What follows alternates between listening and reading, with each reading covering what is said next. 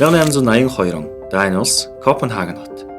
Нэгэн залуу инженер жижигхэн цехийн үүдийг нээж өөрийн зохион бүтээсэн цементийн түүхэн эдийг бутлах термийг угсарч байлаа. Тэр бол Фредерик Лесо Смит юм. Харин түүний үүсгэн байгуулсан FLSmidth компани өдгөө дэлхийн 60 гаруй оронд уул уурхай цементийн салбарын техник, технологийн тэргүүлэгч болсон байна. Энэ бол зөвхөн нэг компанийн амжилтын түүх биш. Энэ бол аж үйлдвэрлэл яагаад улс орны хөгжлийн хөшүүрэг болдог талаарх бодит кейс юм.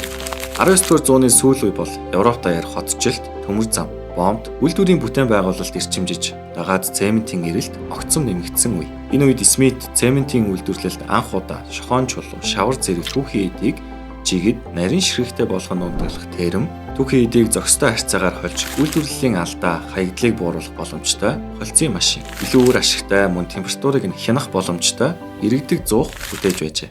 Улмаар 1887 онд түүний хамтран зүтгэгч болох Paul Larsen, Alexander Foster нэгдэж компаниг FLSmidth & Company хэмээн нэрлэж тэр ондоо Шведийн Линхам хотноо цементийн үйлдвэрээ барьж ашиглалтанд оруулсан байна.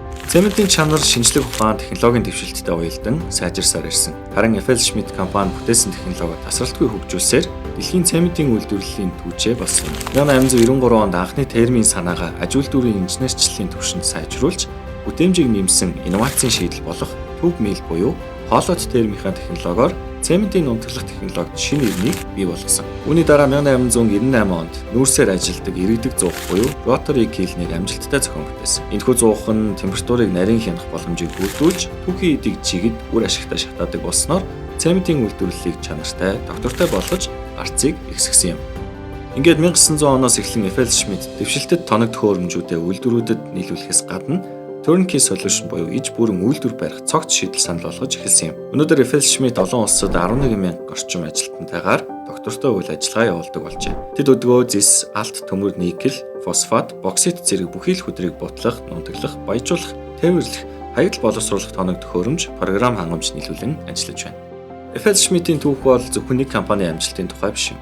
Харин аж үйлдвэрийн салбар яагаад улс орны хөгжилд шийдвэрлэх нөлөөтэй болохыг харуулсан жишээ юм. Учир нь тэд улсынхаа аж үйлдвэрчлэлтийн суурийг тавьсан компани. Дотооддоо барилгын материалын үйлдвэрлэлийг хөгжүүлсэн нь тэд бүтцийн хурдцтай хөгжилд чухал нөлөө үзүүлсэн. Иргэдийнхээ ажил эрхлэлт ба ур чадварыг нэмэгдүүлсэн FLSmidth компани нь мянган инженер, техникч, оператор, дизайн судлаачид бэлтгэхэд төлөв зөксөн юм. 2023 оны байдлаар тус компанийн орлого 3.5 тэрбум $д хүрсэн бөгөөд үүний томоохон хэсэг нь гадаад зах зээлээс орж ирдэг байна. Мөн Mission Zero хөтөлбөрөөр дамжуулан 2030 он гэхэд тэг хүлэмжийн ялгаруулах бүхий шийдлүүдийг санал болгохоор төлөвлөж байгаа нь ногоон шилжилтэд томоохон хувь нэмэр оруулж байгаа ажээ.